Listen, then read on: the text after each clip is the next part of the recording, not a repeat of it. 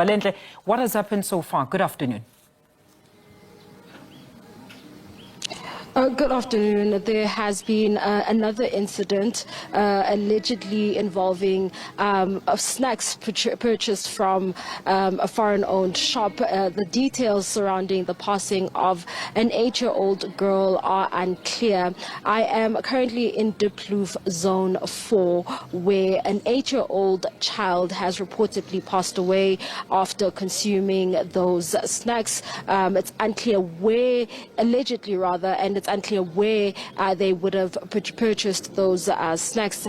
At the moment, we have experienced some challenges with regards to speaking to the family. We were sent away and given marching orders as the family has asked for their privacy during this period. But what we have noted is that the household where the child has passed away is also a landlord to one of the foreign-owned spaza shop. It is unclear as to why the family has chosen not to speak to the media. However, one of the tenants living in the household has spoken to us on conditions of anonymity, and he explained that the child started getting sick on Thursday after coming back from school, and the child was believed to be having some issues with the stomach, which needed a laxative. Unfortunately, the child stayed the night and did not sleep the whole night, and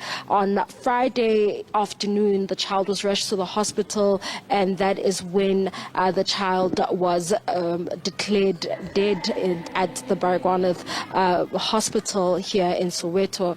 We also spoke to the Operation Dudula, which has also been assisting to try and get us permission to speak to the family, which has refused.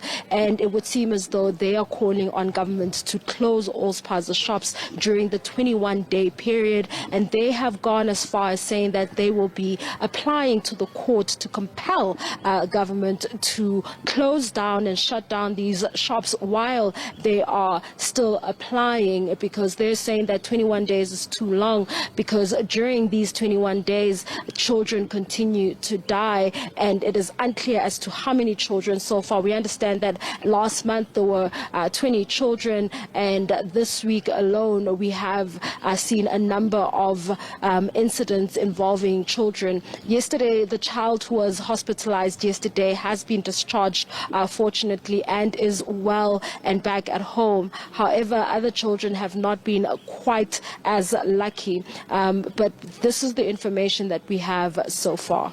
All right. Mbalenhle, talk to us about the raids that you were actually part of yesterday that resulted in some of the closures in the very same area that you are currently in now. Have you seen any of the officials also revisiting the area today just to ensure that some of the spaza shops that they had actually closed or shut down yesterday are not actually operating today?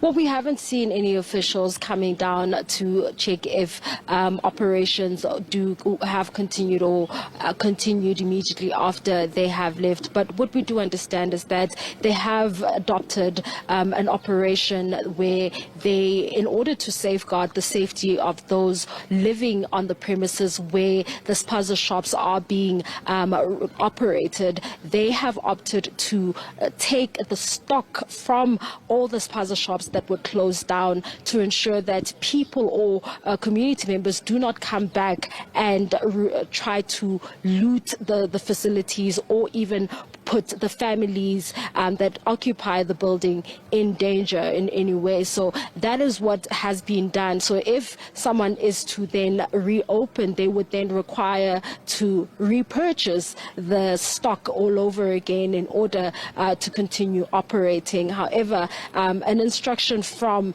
the city of Johannesburg should be quite compelling, given the fact that there are a number of bylaw breaches, and these include houses or structures that were built without a plan, where a right to occupy the piece of land was also not issued by the city of Johannesburg, and some of the structures are built right on top of municipal pipes. We heard yesterday the MMC for Economic Development, Nomoya Mnisi, saying that they will be bringing out assessors to come and assess those structures and ensure that structures that are encroaching on municipal land as well as built on top of municipal pipes will be demolished, particularly because this is obviously an infringement of bylaws. So those are the issues that did emerge from there. But today's issue is very unfortunate. It's completely sad.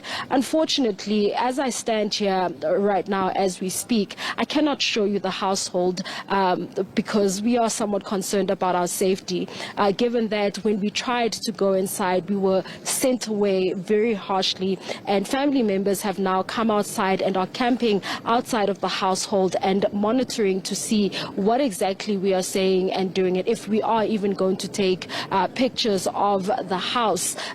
But it would seem as though, according to Operation Dudula's Zandile Dabula, who is the president for the organization, the pressure group turned political party, saying that this could come from a place of shame where they are landlords to a foreign-owned shop owner in their own yard, and it is unclear as to whether or not this child has passed away from having consumed snacks that were purchased from a foreign-owned shop, or if there are other issues that might have emerged or other complications. However, it would seem as though the family is unwilling to speak to us because maybe they want to wait for the post-mortem and they want to have certainty on the issues or the problems that led to the passing of their child. Unfortunately, this is where we leave it, and we are going to be heading out of Soweto because